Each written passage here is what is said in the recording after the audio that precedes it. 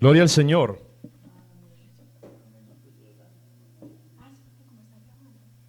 Gloria al Señor Jesús. Bueno, le damos gracias al Señor por la bendición que nos da estar aquí.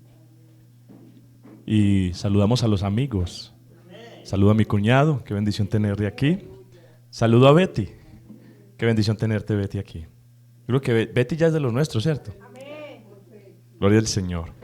Saludo también a mi niño que nos está acompañando. Saludo a cada uno de los hermanos. Bueno, es una bendición estar en la presencia del Señor. Vamos a compartir los anuncios, mis amados.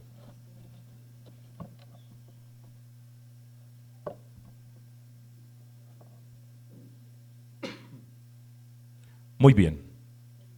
¿Hoy qué día es? Hoy es miércoles, ¿cierto? Para mañana jueves, entonces, continuamos con la semana. ¿Cómo es que se llama? 12:5. Tendremos la intervención a las 5 de la tarde. El viernes es el último día. Qué bueno que dentro de lo posible, obviamente no en todo el rango de tiempo, pero sí que pudiésemos estar todos los hermanos este último día, buscando el rostro del Señor. A las 5 de este viernes tendremos entonces el culto de vida cristiana. Hemos dicho que es importante saber cómo debemos comportarnos en todas nuestras relaciones. Y esto lo aprendemos en el culto de vida cristiana. Entonces,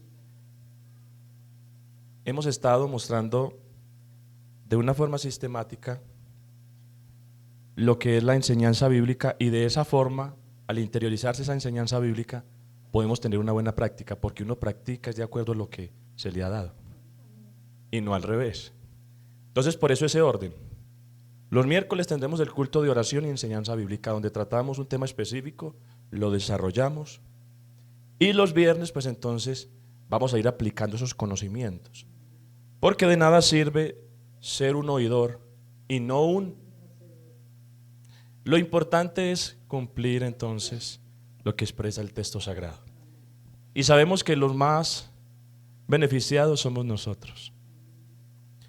Permítanme, yo tomo ese versículo que he mencionado, pero ¿qué les parece si vamos convirtiendo algunos versículos como icónicos para este año, que nuestro lema general es palabra y espíritu? Recordemos lo que el Señor le dijo a Josué: nunca se apartará de tu boca este libro de la ley, sino que de día y de noche meditarás en él, para que guardes, ¿sí ve? Formación, palabra, y hagas aplicación, conforme a todo lo que en él está escrito. Porque solamente si se hace así, ¿qué continúa diciendo el versículo? Porque entonces harás prosperar tu camino y todo te saldrá bien. Y yo no sé, pues voy a utilizar este término, pero yo no sé cuántos de ustedes ambicionan que todo lo que hagan les vaya bien. ¿No les parece que es un versículo muy maravilloso para nosotros? Entonces, mis amados, preocupémonos por esto. Gloria al Señor. Para el día sábado, con la ayuda del Señor, tendremos el día de pesca. Ya el hermano Eri tiene la caña listica, y yo también. Váyase preparando, porque nos han dicho que están sacando pescados. En estos días una señora por allá sacó 50. Casi voy a ayudarle a ella también. Entonces, mis amados, vamos a prepararnos. Ojalá el Señor nos regale un día así, con calorcito, bueno como el de hoy. Entonces vayan sacando las lombrices de ahí del patio de la casa, porque hoy no nos encartamos allá. Vámonos preparando con todo, y vamos a tener un rato bien especial. Poder compartir con los hermanos, poder fortalecer estos vínculos, poder fraternizar. El hermano Cristian también va a ir, va a llevar un profesor también de allí del Caney. Esperamos pues que del Caney vayan varios. Supongo que el hermano Carlos también irá a ir. Y bueno, será un día muy muy especial. La salida será de aquí a las 6:30. Hermanos, vamos a tener mucha puntualidad. Vamos a tener mucha puntualidad. La salida será a las 6:30 para que podamos aprovechar. Y recuerden llevar el fiambre, porque allá no nos podemos asar ese pescado. Nos multan, ¿cierto? No se puede.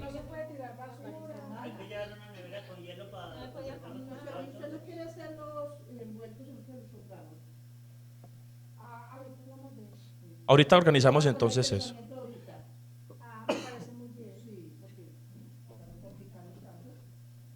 Entonces, ¿para cuándo es eso?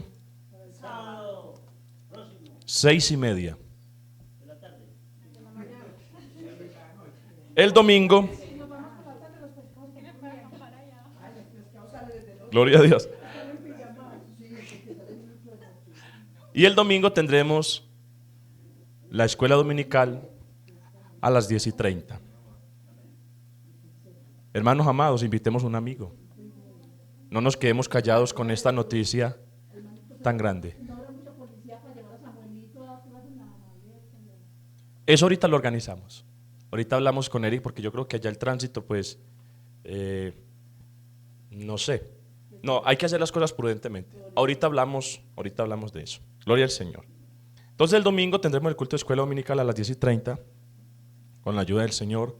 Y el templo va a estar abierto desde las 6 de la mañana por si alguien quiere madrugar ese día y dedicárselo al Señor. Para entonces darle gracias, honrarlo, bendecirlo. Gloria a Dios. Quiero también recordarles, mis amados, el ayuno congregacional que tendremos el día 19 de febrero al sábado 21 de febrero. Es decir, iniciamos un jueves y culminamos un sábado. Será 3 días de ayuno. Y hemos dicho que estamos cubriendo el mes de esta forma porque deseamos ver la gloria de Dios. Hermanos, de verdad, vamos a vincularnos a estas cosas. Porque la Biblia dice, porque todo aquel que pide, el que llama, ¿y cuál es la otra?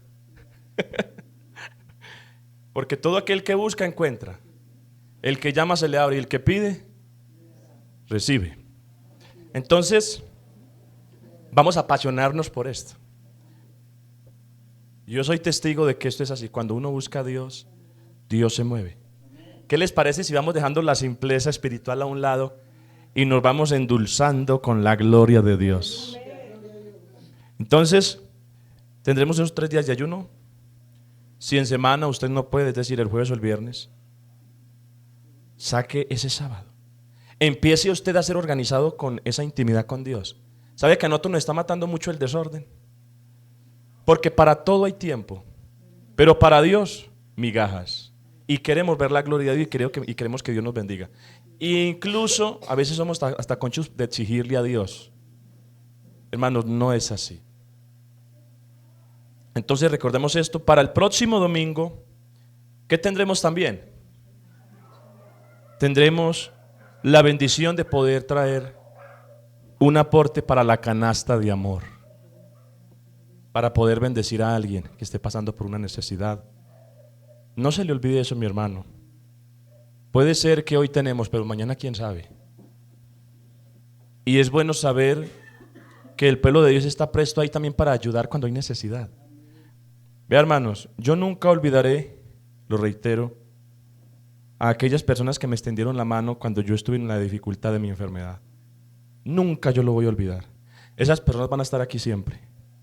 Porque ahí yo me di cuenta, de verdad, quién está en la mala. Estar en la buena es fácil, pero en la mala, eso depura mucho. Entonces, mis amados, ¿les parece si bendecimos a una familia? Vamos a entusiasmarnos por esto. Vamos a amar esto. Y se lo aseguro que usted va a ser testigo de las bendiciones de Dios. ¿Estamos contentos? Digan gloria a Dios los que están contentos. Vamos a tomar entonces la palabra del Señor. Vamos a abrir en un pasaje muy conocido, Isaías capítulo 6. Gloria al Señor. Vamos a leer desde el verso 1. Y bueno, estemos orando, mis amados, también, porque ya en algunos días, les digo así, o meses, pero no creo que se demore mucho, nos estaremos pasando para el nuevo local. No sé si el hermano Eli está de acuerdo conmigo, pero creo que allí caben alrededor de unas 70 personas, más o menos, 70, 80 personas. Ahora, diremos nosotros que somos poquitos, pero les voy a decir, Dios va a llenar.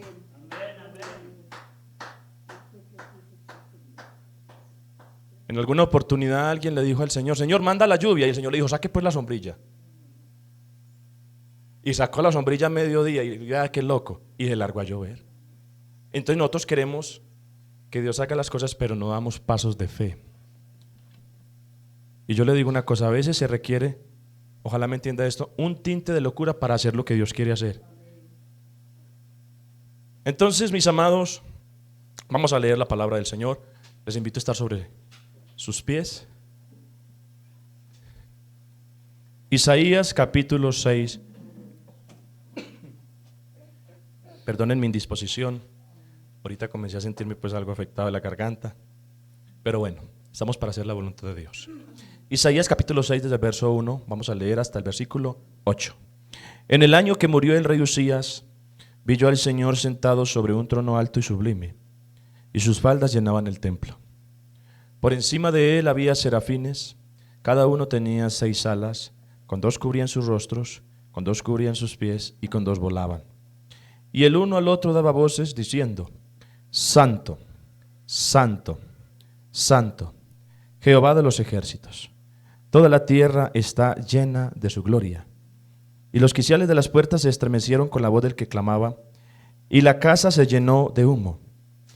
Entonces dije, ay de mí, que soy muerto, porque siendo hombre inmundo de labios, y habitando en medio de pueblo que tiene labios inmundos, han visto mis ojos al Rey, Jehová de los ejércitos. Y voló hacia mí uno de los serafines, teniendo en su mano un carbón encendido, tomado del altar con unas tenazas. Y tocando con él sobre mi boca, dijo, he aquí que esto tocó tus labios, y es quitada tu culpa, y limpio tu pecado. Escuche esto. Después oí la voz del Señor que decía, ¿a quién enviaré? ¿Y quién irá por nosotros? Entonces, ¿qué respondió el que había sido limpiado? Entonces respondí yo, heme aquí, envíame a mí. Vamos a orar para que el Señor nos bendiga. Yo les pido, mis amados, que oren por mí. Reitero esto porque considero que la bendición de un mensaje también descansa sobre la petición que hace el pueblo al Señor. Vamos a orar. Bendito Dios, danos en esta hora la bendición de escuchar tu palabra con sazón, con mucha gracia. Para nosotros es muy provechoso el estar aquí. Es el lugar más privilegiado en todo este corregimiento de San Pablo. Y deseamos de verdad que tú nos hables al alma. Danos un corazón humilde y sencillo para recibir esta palabra divina en el nombre de Jesús. Amén y amén. Estén cómodos tan amablemente. Vamos a hablar, mis amados, bajo el tema morir para vivir. Morir para vivir. Es importante entender la ruta que muestra el Evangelio para que una persona entonces se pueda ser acreedora de las bendiciones espirituales. Y lo que el Evangelio muestra de una forma muy clara es que la persona que quiera recibir al Señor o que quiera ser salva ha de primero morir. Hace algunos días atrás les mencioné los 5 tipos de muertes que hay en la Biblia. Vamos a recordar porque estamos en un culto de oración y enseñanza bíblica. La primera muerte es la muerte física, que es la separación del espíritu y el cuerpo. La segunda muerte es la muerte espiritual, que es la separación del Espíritu de Dios y la vida del ser humano. La tercera muerte es la muerte segunda. Es un hecho escatológico y se refiere a que el hombre, cuando se vaya entonces a encontrar ante el juicio del gran trono blanco, va a resucitar para ser lanzado al lago de fuego. Dice que allí en ese lago de fuego se va a arrojar la muerte y el Hades. Y dice la Biblia, es la muerte segunda. Es resucitar para entonces ser ubicado en ese lugar y estar eternamente separado de Dios. Está la cuarta muerte, que es la muerte de la muerte, y se refiere a que Cristo entonces venció al pecado, y al vencer el pecado la muerte fue vencida, porque la paga del pecado es muerte. Entonces al vencerse el pecado se soluciona la muerte. La muerte de la muerte es lo que Cristo le dijo a ella: oh muerte, yo seré tu muerte. Y la quinta muerte es el evangelio aplicado, que es muerte al pecado. El escritor del libro de Romanos, el apóstol Pablo, está desarrollando esto en el capítulo 6. Y de hecho la Reina Valera 1960 intitula ese capítulo 6 de la siguiente forma: muertos al pecado. Y dice así, desde el versículo 1: ¿qué pues diremos? ¿Perseveraremos en el pecado para que la gracia abunde? En ninguna manera, porque los que hemos muerto al pecado, ¿cómo viviremos aún en él? ¿O no sabéis que todos los que habéis sido bautizados en Cristo Jesús, hemos sido bautizados en su muerte? Porque somos sepultados juntamente con él para muerte por el bautismo. Por eso es importante el bautismo. A fin de que como Cristo resucitó de los muertos por la gloria del Padre, así también nosotros andemos en vida nueva.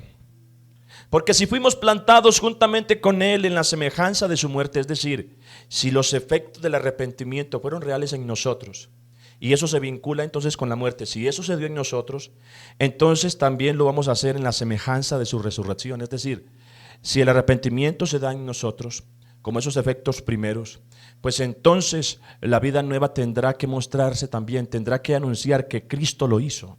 Es lo que este versículo significa.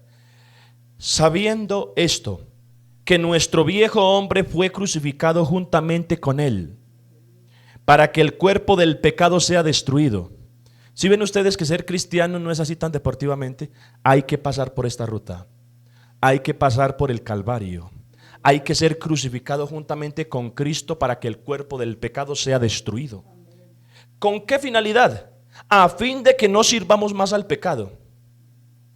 Hemos dicho que el pecado es una ley interna y el pecado actúa de una forma agresiva.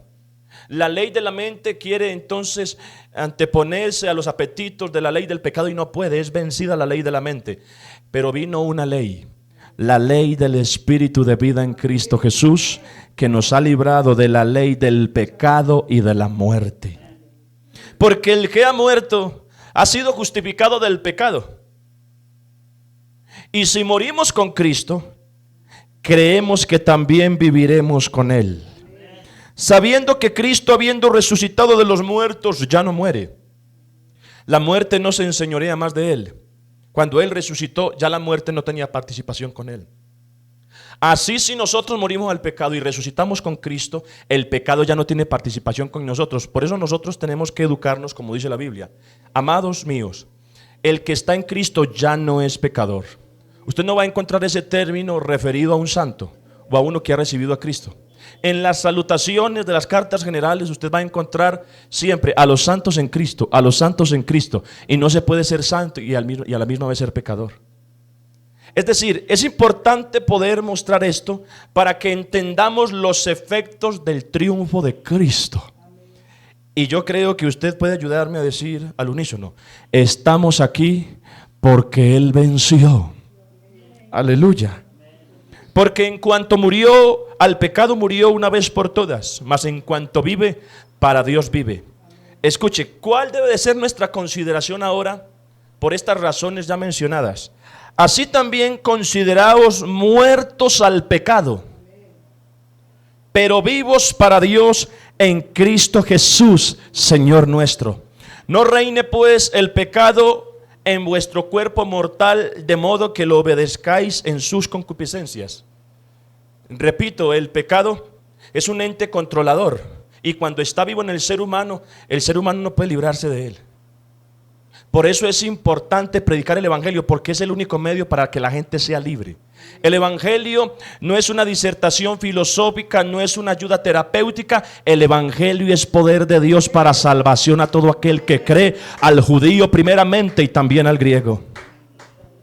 Ni tampoco presentéis vuestros miembros al pecado como instrumentos de iniquidad, sino presentaos vosotros mismos a Dios como vivos de entre los muertos, y vuestros miembros a Dios como instrumentos de justicia, porque el pecado no se enseñoreará de vosotros, pues no estáis bajo la ley, sino bajo la gracia. Entonces, vamos a desarrollar esta cuestión que para este momento nos compromete. Morir para vivir. Tendremos que decir que es necesario que nuestra vida, voy a decirlo así, esté debidamente muerta a las situaciones, a los placeres, a las direcciones de este mundo. Cierto hombre dijo que no pusiésemos la mira en las cosas terrenales, sino en las cosas de arriba. Pero para eso entonces se necesita primero haber muerto y haber recibido los regalos de arriba, para estar conectados con lo de arriba. Porque nadie podrá sugestionarse tratando de ser cristiano. Aquí nosotros no estamos tratando de ser cristianos. Aquí somos o no somos. Pero nosotros no predicamos una línea moralista donde le decimos a la persona saque fuerzas donde no las tenga. Ese no es el evangelio. El evangelio ni siquiera en su mensaje primario le está diciendo a la gente deje esto, deje esto. El evangelio primero le dice reciba esto para que pueda dejar. ¿Quién podrá dejar su vida pecaminosa si primero no recibe algo más grande? Le pongo esta anécdota. En alguna oportunidad un señor estaba viendo un perrito. Estaba flaco, estaba feo. Póngale todas las palabras despectivas a un animalito. Era feo el perrito. Ni siquiera tenía fuerzas para decir guau, guau. Estaba acabado el perrito, imagínese. Pero la situación era que el perrito tenía un alimento. Decimos alimento, en nuestra fábula, en nuestra ilustración, era su alimento, un hueso pelado. Y así subsistía. Entonces este señor benevolente ve al perrito con ese hueso y dice, si se lo quito me muerde. A la gente usted no le puede agredir. Ellos aman lo que tienen, así sea malo. Usted tiene que ser sabio. Entonces este hombre dijo, si le quito el hueso al perrito me va a morder, porque es lo que tiene, es lo que conoce y lo va a defender, así sea un hueso pelado. Entonces se fue para la carnicería y compró la mejor carne. ¿Cuál será la mejor carne? Vamos a suponer solomito. Esa es cara. ¿Cuántos han comido solomito? Y fue y se la compró y se la puso a un lado. De inmediato los sentidos del olfato se revivieron en el perrito e identificó algo que es agradable. ¿Y qué creen ustedes que hizo el perrito? Dejó el hueso y se fue por donde la carne. Eso es lo que hay que hacer. A los amigos les decimos, Cristo es mejor que el mundo. Cristo es lo máximo. Cristo es glorioso. Cristo viene a vivir aquí adentro. No se va cuando llega aquí. Se queda para siempre. Desde ahí nos dirige, desde ahí nos gobierna. ¿Y cuántos aleluyas aquí se sienten felices de tener a Cristo en el alma?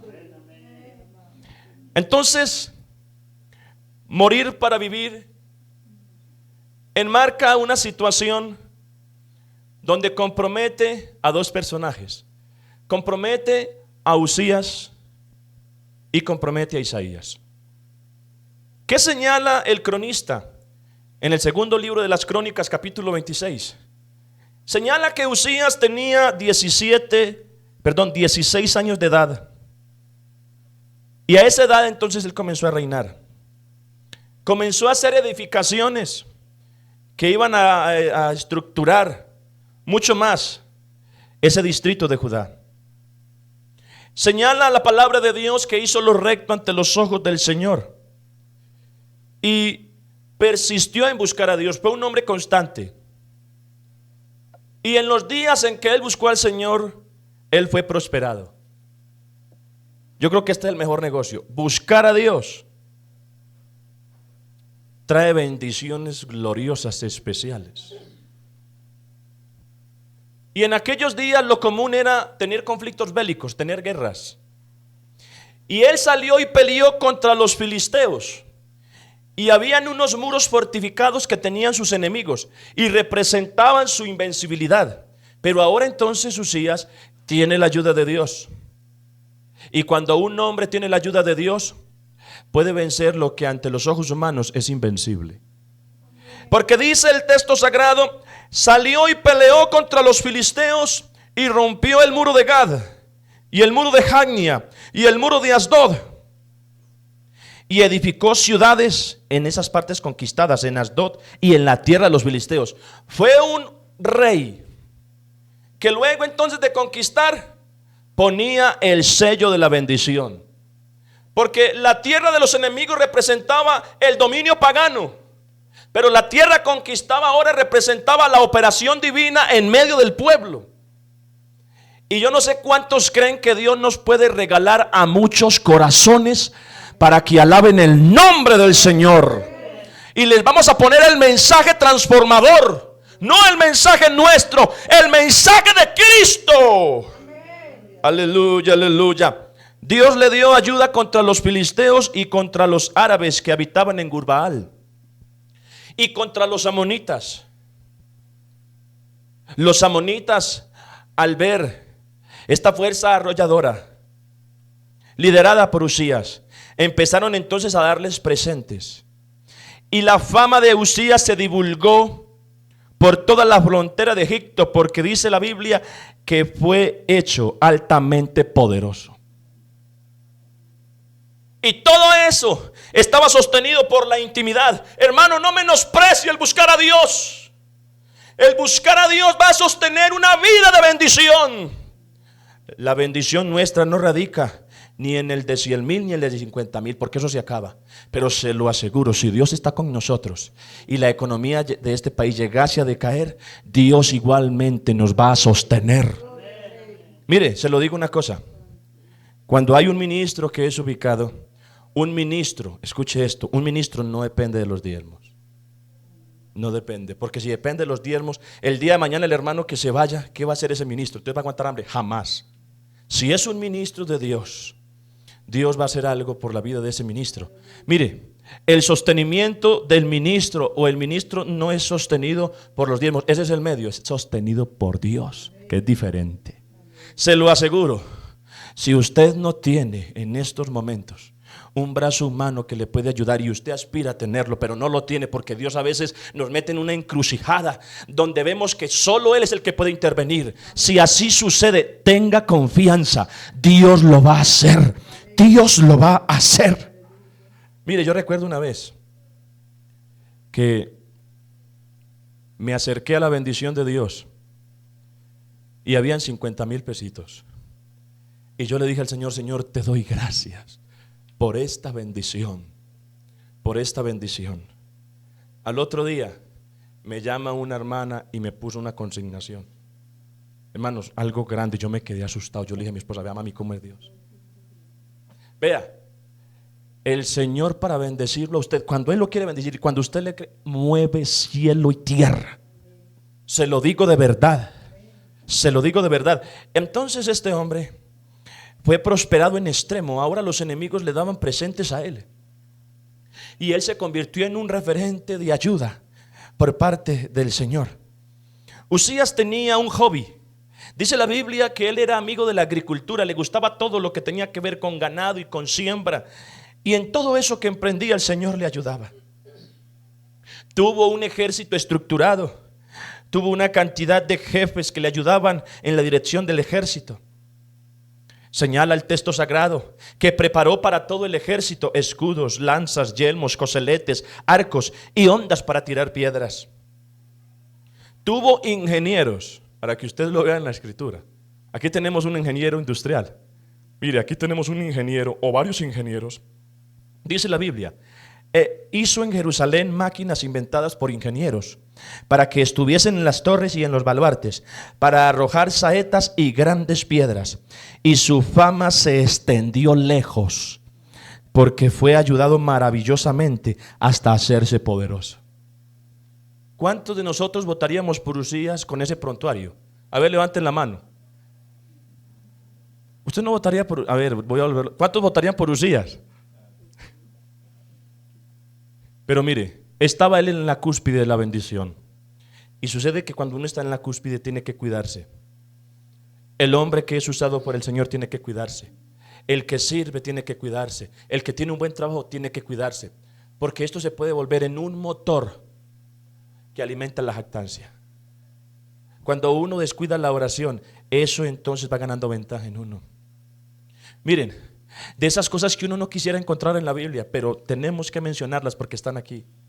Dice la Biblia que cuando ya entonces él era fuerte, su corazón se enalteció para su ruina, porque se rebeló contra Jehová, entrando en el templo de Jehová para quemar incienso en el altar del incienso. De pronto para nosotros esto no será muy entendible porque no estamos enterados de los oficios de las 3 personas más importantes que había entonces en el pueblo de Israel. Estaban los profetas, estaban los reyes y estaban los sacerdotes. Eran escogidos por Dios. Ellos recibían la unción para hacer el servicio. Y por lo que uno encuentra en el texto sagrado, propiamente el oficio sacerdotal tendría que venir entonces de la descendencia de Aarón, de la tribu de Leví. Leví tuvo 3 hijos, a Merari, a Coad y a Gersón. Y esas 3 familias son conocidas como los meraritas, los gersonitas y los coatitas. Y Usías no pertenecía a la tribu de Judá. Usías tenía que entender que su posición era ser rey. Hay gente, hermanos, que no es contenta con la posición que Dios le ha dado y está pensando en lo que el otro tiene. Y se amargan por lo que el otro tiene. No, estate feliz con lo que Dios te dio. Si no te ponen a cantar aquí en el lugar desde donde se es visible, canta en el baño de tu casa, como dijo un hermano por ahí.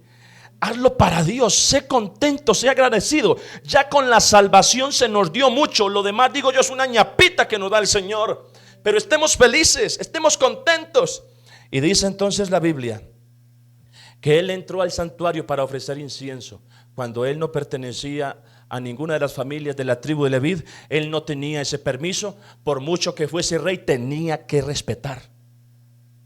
Y cuando él entra al santuario, entonces hay un hombre llamado Azarías. Él sí era sacerdote.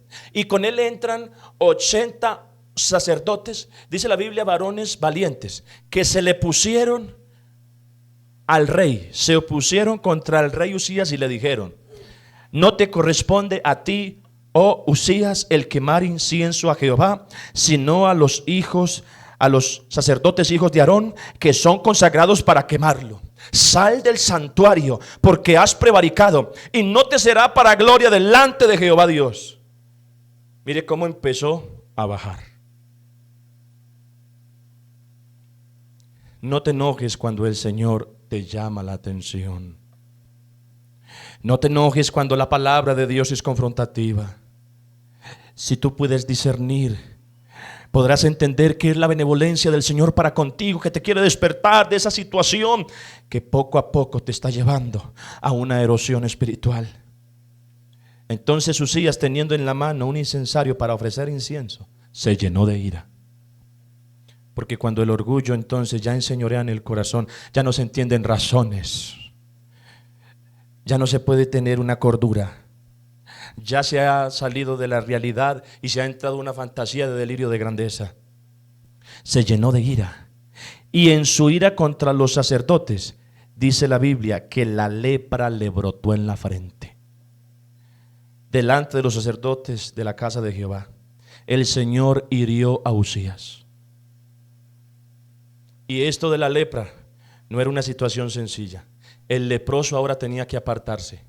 Y no ven ustedes la aplicación tan sincronizada que hay con lo que dice el texto sagrado. Por ejemplo, lo que dice Pedro: humillaos pues bajo la poderosa mano de Dios, para que Él os exalte cuando fuere tiempo. Porque Dios al que se humilla le da gracia, pero al soberbio Dios lo resiste y lo mira de. Ahora entonces dice aquí la Biblia: Usías fue leproso hasta el día de su muerte. Y habitó leproso en una casa apartada. por lo cual fue excluido de la casa de Jehová.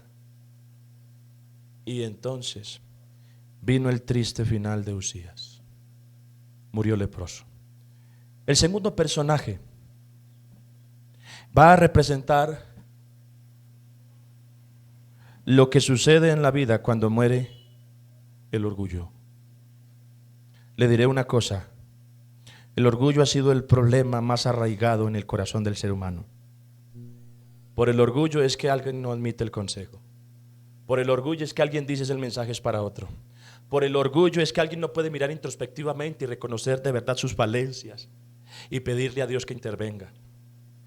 Pero para el orgullo hay una palabra confrontativa. Entonces registra Isaías capítulo 6. En el año que murió el rey Uzías, se dio una experiencia en la vida de Isaías. Tanto lo que pasó con Uzías como lo que va a pasar con Isaías, los vamos a vincular a nuestra vida. Uzías aquí representa el orgullo en el que estamos cimentados, y su muerte representa entonces lo que hace Dios para poder traer una experiencia transformadora.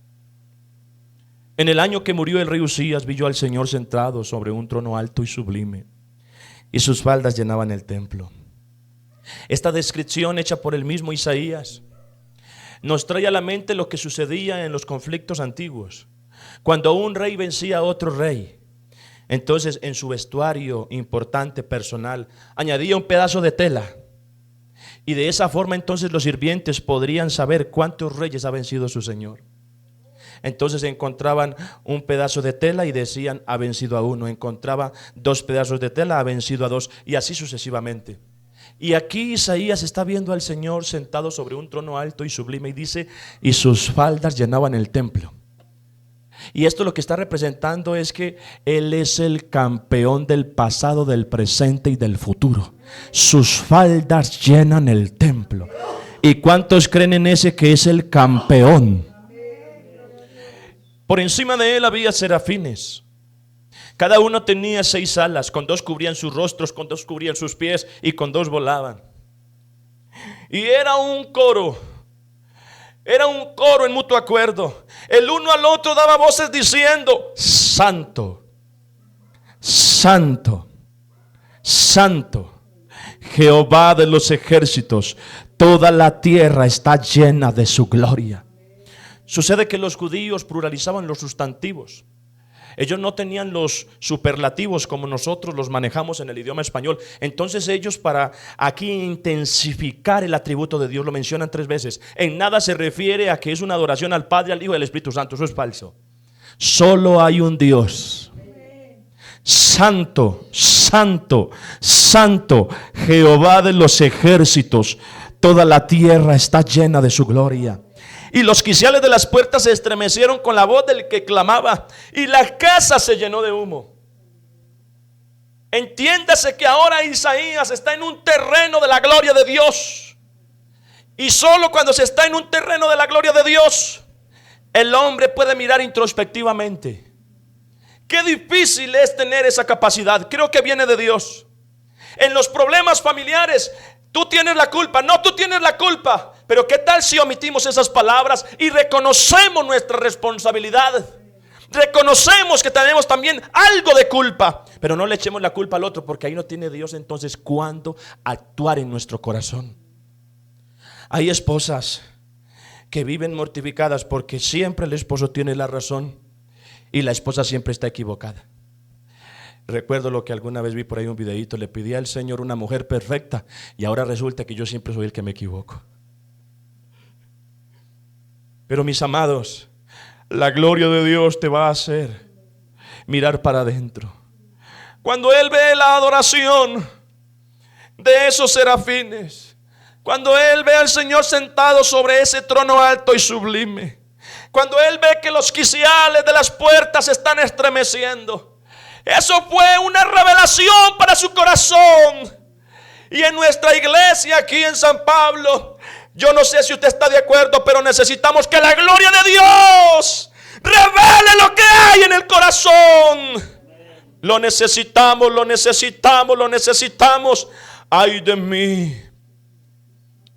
que soy muerto, porque siendo hombre inmundo de labios y habitando en medio de pueblo que tiene labios inmundos, han visto mis ojos al Rey, Jehová de los ejércitos. Pero Isaías estaba en el propósito. Todo aquel que confiesa ese malestar interno, esa indignidad, se vincula para ser perdonado, se acerca para ser alcanzado, va a ser tenido en cuenta para ser usado. Entonces uno de los serafines tomó una tenaza y con la tenaza tomó un carbón encendido y se dirige entonces hacia el profeta, hacia la iniciación del profeta Isaías, porque este realmente es el momento de su iniciación profética. Y con el carbón entonces ahora se le toca en su boca y se le expresa: he aquí, esto tocó tu culpa. He aquí, es quitada tu culpa y limpio tu pecado. He aquí que esto tocó tus labios y es quitada tu culpa y limpio tu pecado. Interesante revisar lo que significa el carbón encendido tomado del altar.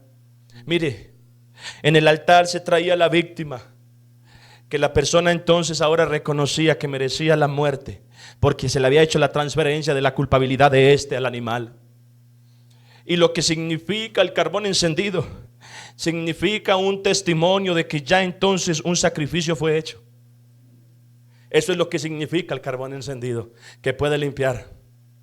¿Sabe cuál es el carbón encendido? En nuestro contexto, aquí en esta dispensación de la gracia de Dios, el evangelio de Cristo que nosotros predicamos y que te decimos a ti: ya Cristo pagó por tus pecados, recíbelo, sé limpio, sé salvo, sé libre, sé lleno con el poder del Espíritu Santo. Entonces, después de esto, el Señor sí puede comisionar. Hay quienes quieren que el Señor los tenga en cuenta en servicios especiales sin primero pasar por esta ruta. Es imposible. Imagínese un hombre no perdonado predicando de salvación. No sabrá disertar sobre los beneficios soteriológicos de esto del Señor. Solo un hombre que ha experimentado la salvación puede predicar con propiedad. Y yo no sé cuántos aquí en esta hora están convencidos de verdad que son salvos. Entonces viene la palabra a la comisión. Después oí la voz del Señor que decía: ¿a quién enviaré?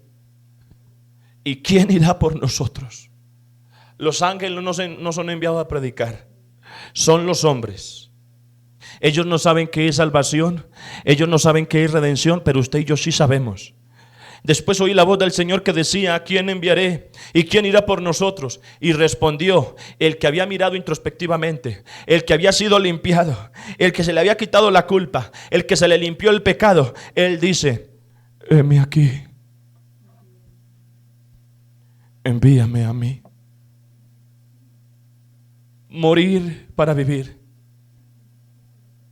Mis amados, nuestra vida de verdad tiene que morir a lo que está impidiendo el llamado de Dios. Como siervo de Dios, aquí en esta congregación, yo te digo, hermano, yo te digo, hermana, es hora de morir a todas esas cosas no agradables. Para terminar, permítame tomar el pasaje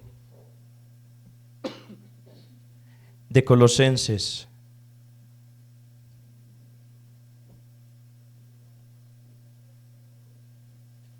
Colosenses capítulo 3. Mire lo que dice el versículo 5. Colosenses 3 dice: haced morir. Y se lo está diciendo a la iglesia. Se lo está diciendo a gente inconversa, se lo está diciendo a la iglesia.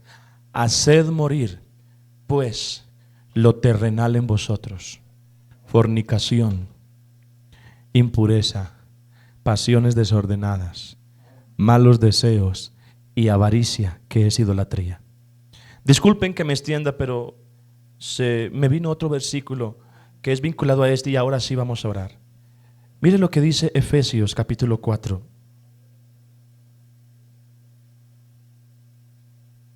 Versículo 31. Mire cómo dice: quítense de vosotros toda amargura, enojo, ira, gritería, y maledicencia y toda malicia. Antes sed benignos unos con otros, misericordiosos, perdonándoos unos a otros como Dios también os perdonó a vosotros en Cristo. Entonces vamos a orar. Vamos a presentarnos delante del Señor. Qué bueno que murieran malas palabras en el hogar.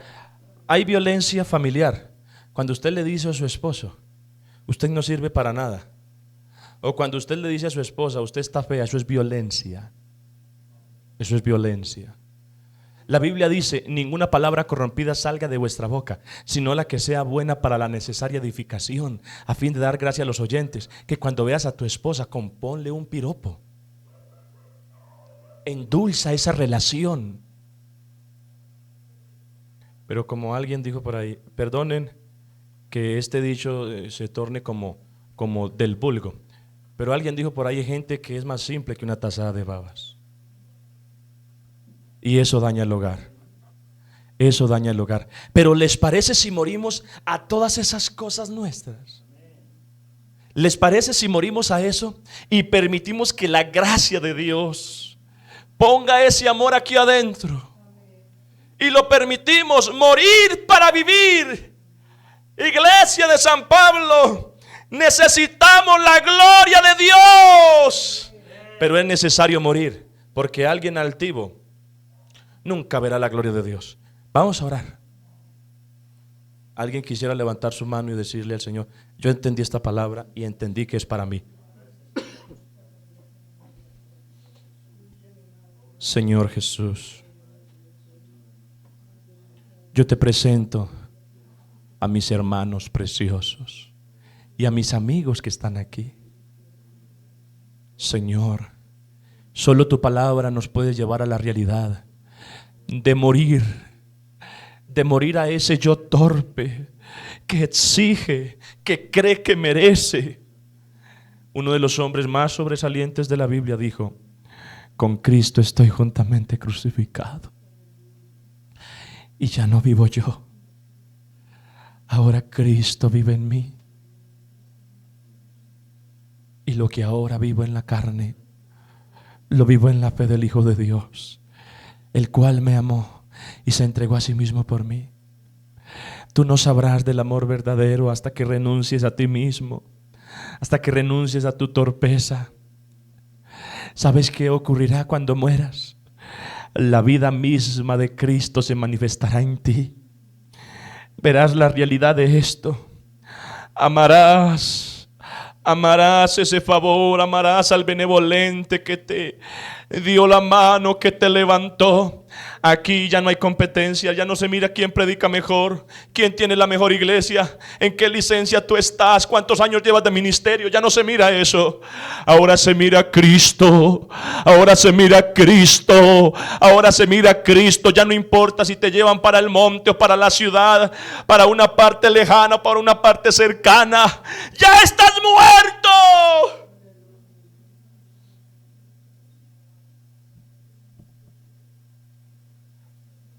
En el Antiguo Testamento, el altar servía para dos cosas: para ofrecer algo con sacrificio y para morir. Si vas a ir al altar de Cristo, ve para morir, para rendir toda tu necedad, para rendir todo. Yo voy a invitar a las hermanas de alabanza que nos ayuden con un cántico. Quiero adorarte en espíritu y en verdad. Cuando se muere, hermanos, la gente ve la realidad de nosotros. La gente puede hacer la diferencia. Qué verdadero creyente, qué verdadero hombre de Dios.